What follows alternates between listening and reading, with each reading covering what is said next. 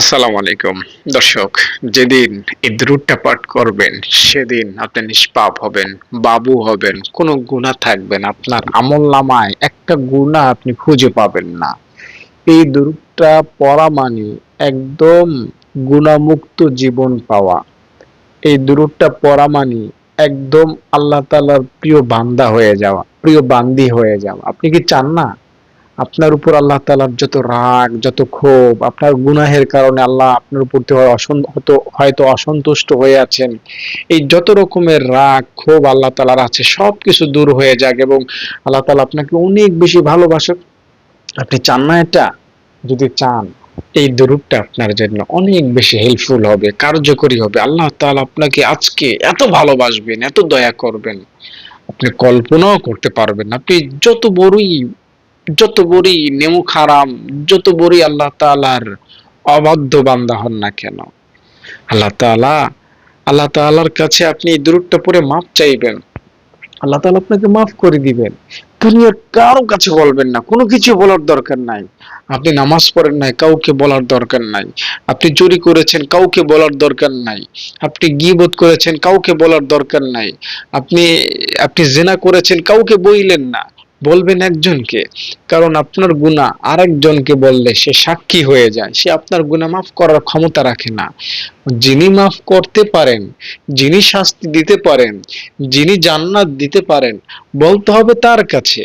আর তার কাছে যদি আপনি মন খুলে বলেন, তিনি খুশি হন। তিনি আপনার গুনাহের কথা শুনে আপনার মুখ থেকে তিনি সন্তুষ্ট হন। তিনি আপনাকে শাস্তি দিবেন, তিনি আপনাকে মারবেন, কাটবেন, এই রকমের চিন্তা তিনি করেন না।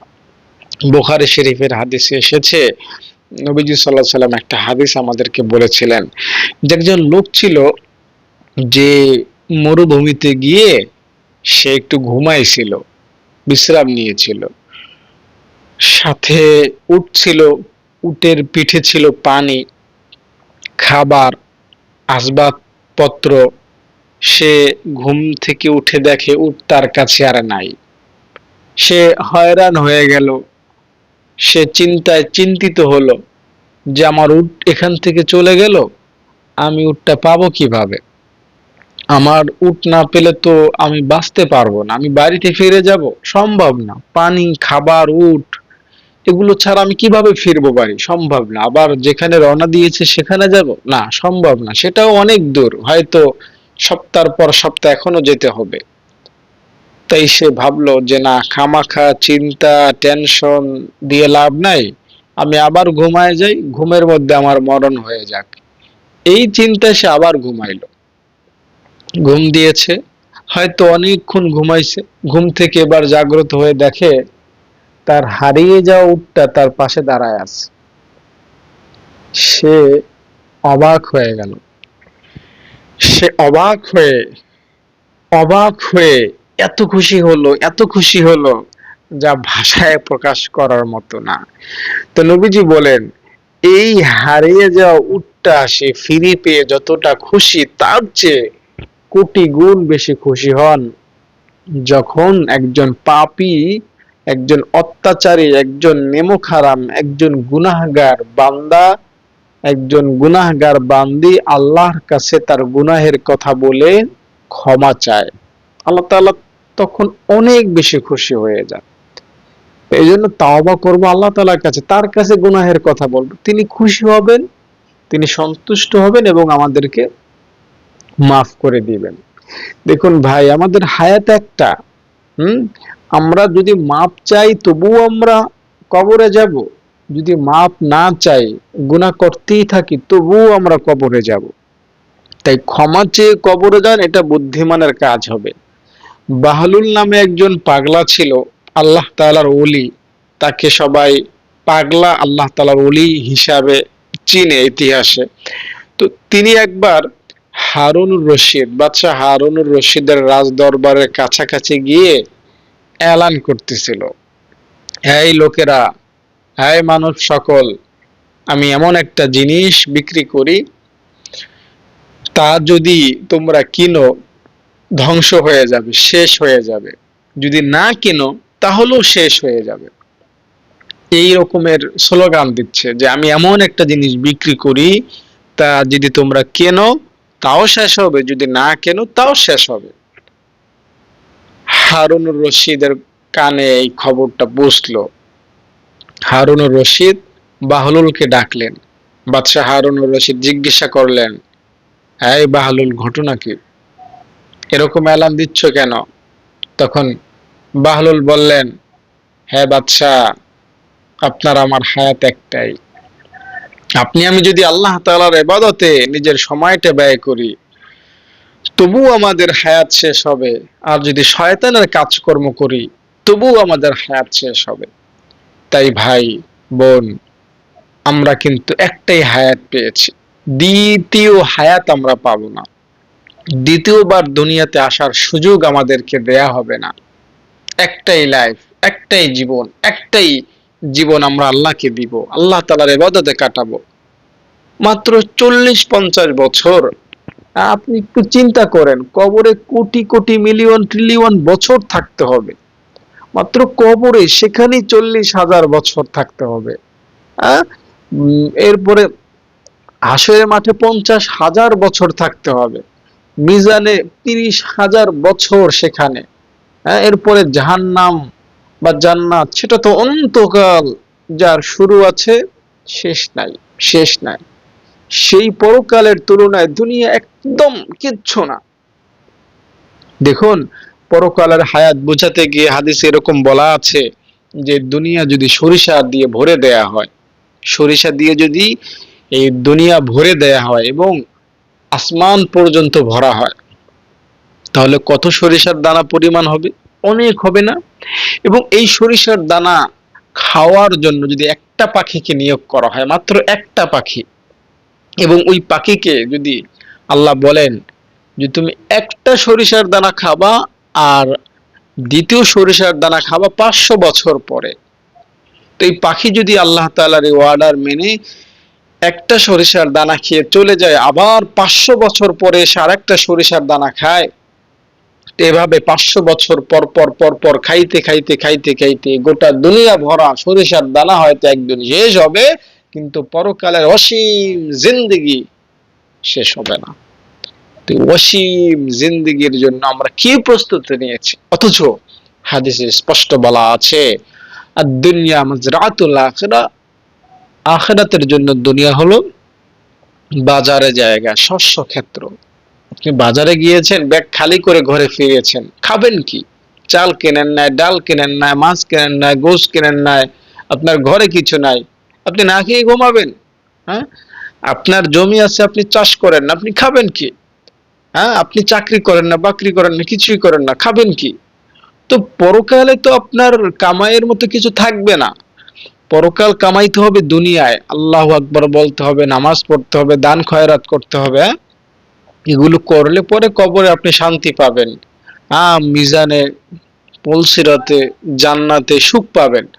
আর দুনিয়া যদি হেলায় খেলায় হিন্দু, খ্রিস্টান, বৌদ্ধ, নাসেরাদের মতো আপনার জীবনটা পার করে দেন, তাহলে তো আপনার জীবনে সুখ থাকবে না পরকালে। তাই আমরা এখন থেকে আল্লাহ তাআলাকে সময় দেব, ইসলামকে বাস্তবিকভাবে প্র্যাকটিস করব এবং পরকালের প্রস্তুতি নিব। এখন অনেকেই শুরুটা করতে ভয় পান। আমি তো গুনাহগার, আমি তো এই করেছি সেই করেছি। আরে বাদ দেন এগুলা, আপনি যাই করেন না কেন ওগুলো বাদ দেন না। আপনি যত গুনাহ করেছেন, আপনার অতীত আল্লাহ তাআলা দেখেন না। আপনি একটা মাথায় রাখবেন এই বিষয়টা, আপনার অতীত দেখেন না আল্লাহ, আল্লাহ দেখেন আপনার বর্তমান।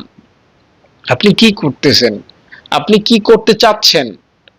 আপনি যদি এখন 40 বছর বয়সী লোকও হন এবং 40 বছরই ধরেন গুনাহ করেছেন, আপনি হয়তো এখন ভাবতেছেন একটু সওয়াব করা যায় কিনা।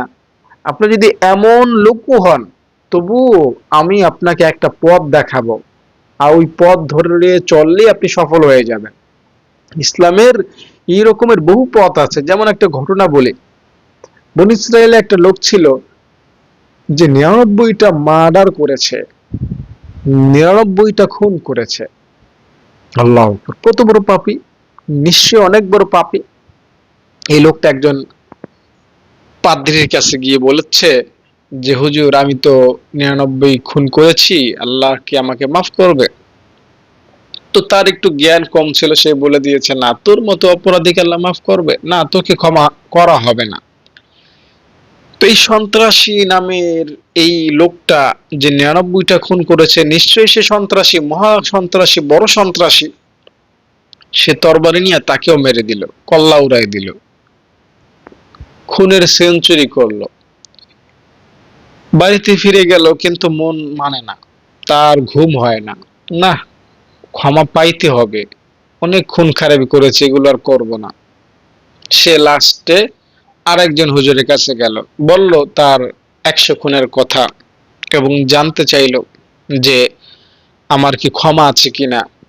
তো এই হুজুর বলল কোন ব্যাপার না, তোমার 100 খুন অনেক বড়, কিন্তু আমার রহমত, আল্লাহ তাআলা, আমার আল্লাহ তাআলার রহমত, আমার আল্লাহ তাআলার ক্ষমার পাওয়ার তার চেয়ে বড়। তুমি যদি ক্ষমা চাও আল্লাহ মাফ করে দিবেন, তবে শর্ত হলো তোমাকে ওই এলাকায় যাইতে হবে, এই সন্ত্রাসী এলাকা ছেড়ে, তোমার বাড়ি ঘর ছেড়ে ওই এলাকায় যাবা, তো ক্ষমা পেয়ে যাবা। তো এই লোকটা তার বাড়ি ঘর ছেড়ে ওই এলাকায় যাওয়ার পথেই তার মরণ হলো, ওই এলাকায় যাইতেও পারে না।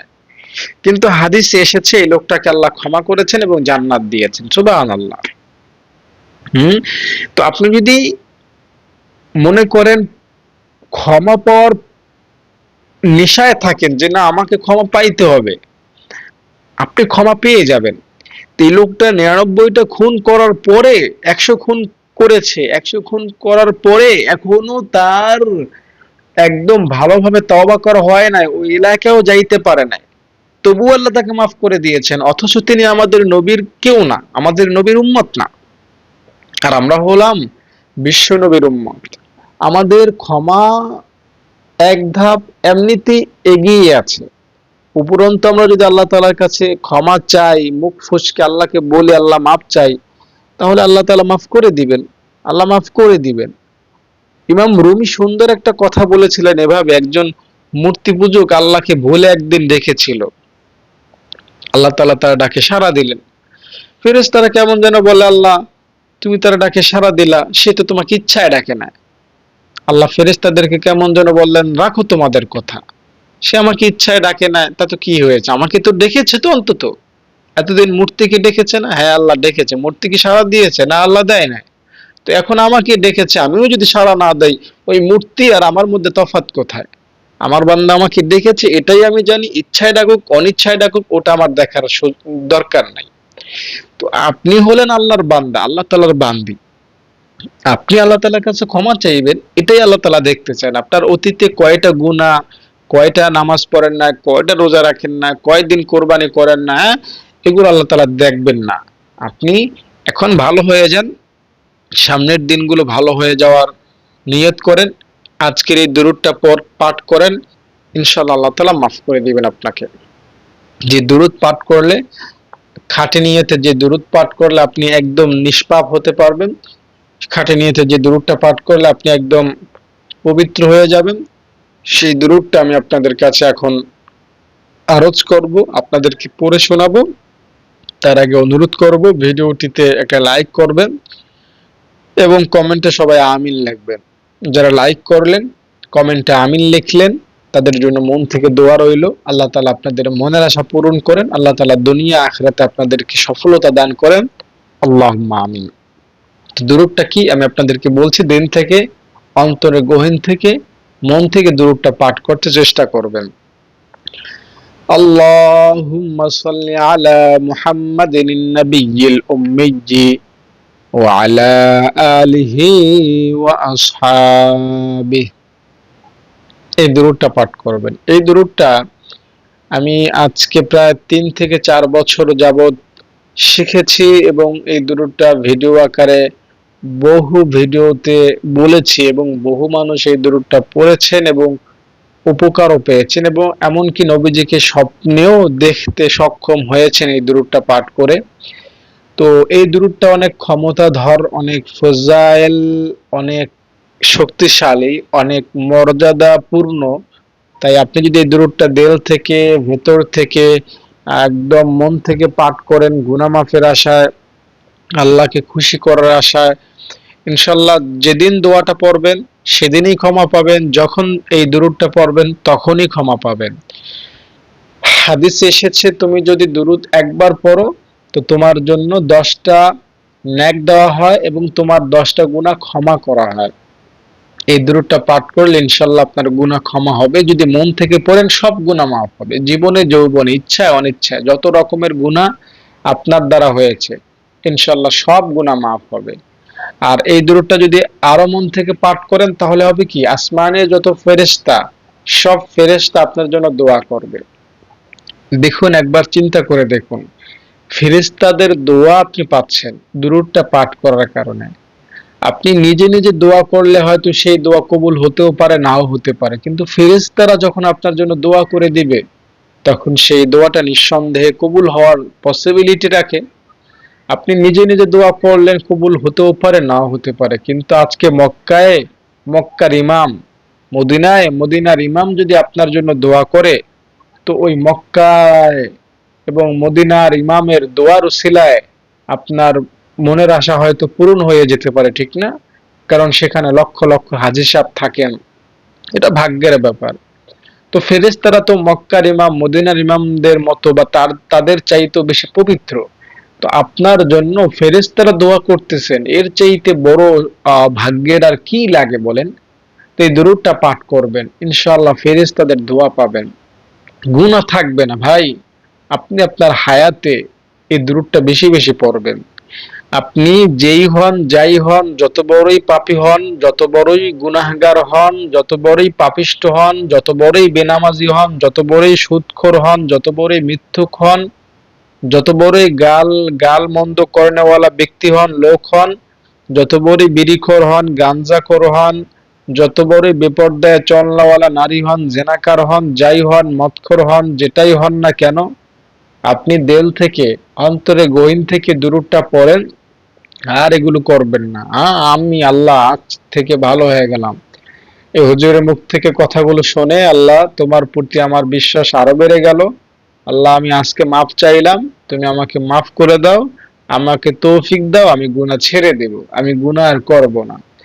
এইরকম আল্লাহকে বলেন না। এরপরে আপনি কালকে যদি গুনাহ না ছাড়তে পারেন, কালকেরটা কালকে, আপনি কালকে বাঁচবেন কি বাঁচবেন না তার তো নিশ্চয়তা নাই।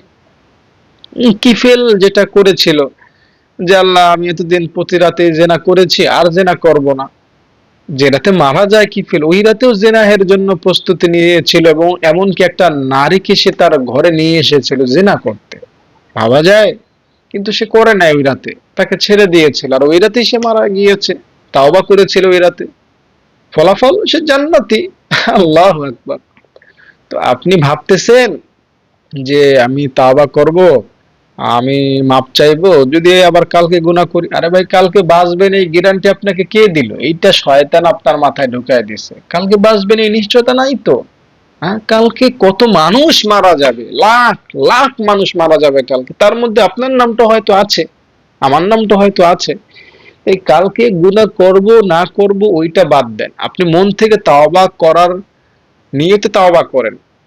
আল্লাহকে মন থেকেই বলতে হবে, হ্যাঁ, কোন প্রকার দেখুন আল্লাহ কিন্তু মনের খবর জানেন। হ্যাঁ, আপনি মন থেকেই বলেন যে আল্লাহ আমি চাই আমি আর গুনাহ করব না কালকে, আমি চাই আমি গুনাহ করব না। এরপরেও যদি হয়ে যায় তাওবার দরজা তো আর বন্ধ না, আপনি আবার মাপ চাইয়ে নেবেন। সাপোজ আপনি পথে বের হয়েছেন, আপনার হাতে একটু বালু লেগেছে, আপনার কাছে পানি আছে, ধুয়ে নিয়েছেন, আবার সামনে গিয়েছেন, আবার হাতে বালু লেগেছে, আপনার সামনে পানি আছে, আবার ধুয়ে নিয়েছেন, আপনি কি হাত কেটে দেন বা ময়লা নিয়েই কোনো অনুষ্ঠানে যান? এটা কিন্তু করেন না। আরে বালু লেগেছে, হয়েছে কি, যতবার লাগবে ততবার ধুয়ে নেব। আমি জামা পরেছি, ময়লা হয়েছে আজকে, যা কালকে ধুয়ে দেব। আবার কালকে ধুয়ে পরশু পরেছি, আবার ময়লা হয়েছে, যা তরশু ধুয়ে দেব। আবার তরশু পরেছি, তারপরের দিন আবার ময়লা হয়েছে, যা আবার ধুয়ে দেব। আরে ভাই জামা ময়লা হয়েছে তাই বলে কি আমি যে দে ক্ষোভে জামা ছেড়ে ফেলি? না, কোনো ব্যাপার না, ময়লা হয়েছে আবার ধুয়ে দেব, ঠিক না? গুনাহের টেন্ডেন্সিটা এমন রাখেন, আরে গুনাহ হয়েছে ব্যাপার না, আল্লাহ তাআলার কাছে মাপ চেয়ে নেব, আল্লাহ মাফ করে দিবেন। আমার আল্লাহ তাআলার কাছে মাফই চাই না। আপনি বুকে হাত দিয়ে বলতে পারবেন আপনি কয়দিন আল্লাহ তাআলার কাছে চোখের পানি ফেলে মাপ চাইছেন সারা জীবনে? হ্যাঁ, আপনি তুমি একটা কৃপণ, আপনি একটা বদমাস, আপনি একটা আল্লাহ তাআলার অবাধ্য, একদম অবাধ্য। আপনি গুনাহ যাই করেন ওতে আল্লাহ তাআলা কিচ্ছু যায় আসে না। আপনি যে আল্লাহ তাআলার কাছে মাফ চান না এটাই যায় আসে। আরে বান্দা, তোরে খাওয়াই ধাওয়াই সুস্থ রাখি, সম্মান দিছি, টাকা দিছি, বাড়ি দিছি, সবকিছু তোকে দিয়েছি, তুই গুনাহ করস, তোর ক্ষমতা আছে, আমার কাছে একটু মাপ চাবি না? আমি কি তোর কাছে একটু মাপ চাওয়ার অধিকার রাখি না? আমি কি তোর মালিক না? আমার কাছে তুই মাপ চাস না কেন? হ্যাঁ, আপনি আল্লাহ তাআলার কাছে মাপ না চাইলে আল্লাহ তাআলা খুব কষ্ট পান। আপনি সারা জীবন গুনাহ করে যতটুকু আল্লাহকে কষ্ট দেন তার চাইতে কোটি গুণ কষ্ট দেন আল্লাহ তাআলার কাছে, আল্লাহর কাছে আপনি মাপ না চাইয়া। এটা আল্লাহ তাআলা ভীষণ কষ্ট পান। হ্যাঁ, গুনাহের কারণে আমি দায়িত্ব নিয়ে বলছি ভাই, আপনি গুনাহ করেন, এই কারণে আল্লাহ তাআলা যতটুকু কষ্ট পান তার চেয়ে কোটি কোটি গুণ বেশি কষ্ট পান আল্লাহ তাআলার কাছে যখন আপনি মাপ না চান। তাই আপনার কাছে অনুরোধ, আল্লাহর কাছে মাপ চান। চোখের পানি আপনি দেখতেছেন, ফেলতেছেন, এগুলো তো চলে যাচ্ছে, না না, এগুলো আল্লাহ তাআলা কুদরতি ভাবে সংরক্ষণ করেছেন, সংরক্ষণ করতেছেন। আপনার চোখের পানি আল্লাহ তাআলা জমা রাখেন, এই চোখের পানি দিয়ে জাহান্নামকে নিভাইয়া দিবেন। জাহান্নাম আপনাকে কিচ্ছু করতে পারবে না। তাই আসুন আমরা চোখের পানি ফেলে আল্লাহ তাআলার কাছে মাপ চাই। আল্লাহুম্মা আমিন।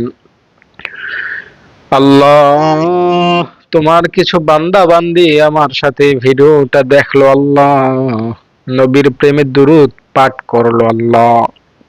আল্লাহ, তুমি তোমার বান্দা বান্দীদেরকে ক্ষমা করে দাও। আয় আল্লাহ, হে রব, আমরা তোমার বান্দা, তুমি যদি আমাদেরকে মাফ না করো আমরা কোথায় যাইব? তুমি ছাড়া আমাদের কেউ নাই, কিন্তু আমরা ছাড়া তোমার অনেক কিছু আছে। আয় মালিক আল্লাহ, তোমার হাবিবের শানে আজকে আমরা দুরূদ পাঠ করলাম। তোমার হাবিবের উসিলায় যারা তাওবার নিয়ত করলো গুনাহ আর করবে না, আল্লাহ আমরা যারা তাওবার নিয়ত করেছি, যারা আর গুনাহ করব না নিয়ত করেছি, আল্লাহ যারা বিড়ি খাইবো না নিয়ত করেছে, যারা বেপরদায় চলবো না নিয়ত করেছে, আল্লাহ আল্লাহ যারা আর কোনো গুনাহ করব না নিয়ত করেছে, আল্লাহ তাদেরকে তুমি মাফ করে দাও। আল্লাহ যারা এই ভিডিওটিতে লাইক করলো, কমেন্টে আমিন লিখলো, আল্লাহ তাদের মনের আশা পূরণ করে দাও। আল্লাহ তাদেরকে ক্ষমা করে দাও।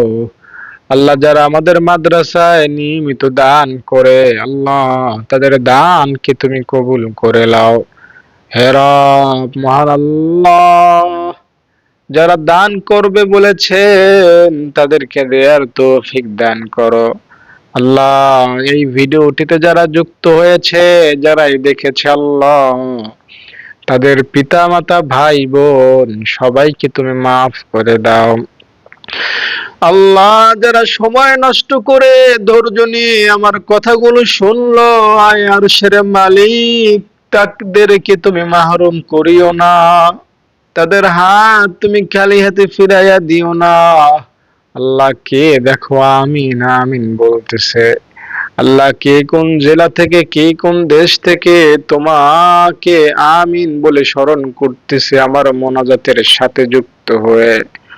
আল্লাহ আমি গুনাহগার, আল্লাহ তোমার রহমান নামের উসিলায়, তোমার রহিম নামের উসিলায়, তোমার গফফার নামের উসিলায় আমাদের সবাইকে তুমি ক্ষমা করে দাও।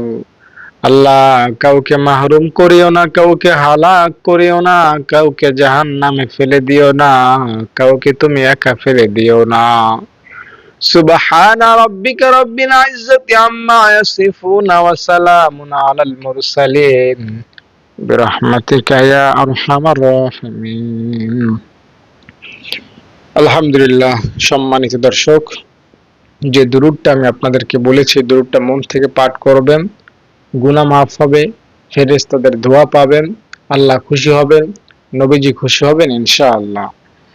দর্শক, ভিডিওটা শেষ করব, যাওয়ার আগে বলে যাচ্ছি একটা লাইক করে দিয়েন আর কমেন্টে আমিন লিখে যায়েন। আর আমাদের মাদ্রাসা যদি আপনারা দান করতে চান তাহলে আমাকে ফোন করবেন 013 17 30 51 56 এই নাম্বারে।